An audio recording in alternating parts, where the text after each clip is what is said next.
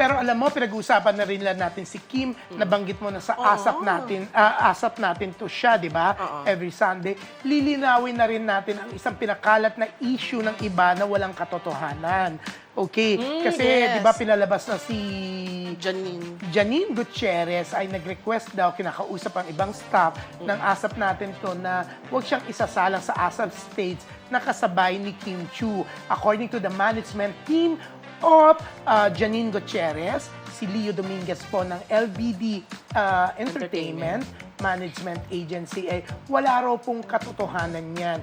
Professional daw po ang kanyang alagang si Janine at willing itong makatrabaho ang kahit na sino. Kung sakaling maa-assign si Janine na interviewin si Kim Chiu, kasi mostly ang ginagawa ni Janine po sa ASAP natin to ay nag-i-interview, nag-host po. So kung sakasakali pong i-assign siya to interview Kim, o kunyari may production number na kailangan silang pagsamahin, hindi raw po tatanggi si Janine. At unang-una po, hindi raw po kinakausap ni Janine ang production staff ng ASAP natin to tungkol sa mga bagay na gusto at ayaw niyang gawin dahil ang kanyang handler ni si Ray Lanyado o ang kanyang manager na si Leo Dominguez po ang nakikipag-usap sa production staff o sa mga boss na namamahala ng ASAP natin to. So yun nga, baling-mali raw po ang pinalulutan na istoryang yan at unfair nga po for Janine. Yes. Kasi sa bagay na yan, si Janine po ang maapektuhan. Kasi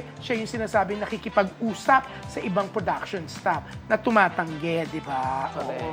So yan, abang-abang po tayo. Sana nga, isa sa mga araw na to, para mapasinungalingan din yan, magdesisyon din po ang mga taga-ASAP natin to na pagsamahin sila. Hindi, pagsamahin sila o mag-interview si Janine, huwag na yung statement.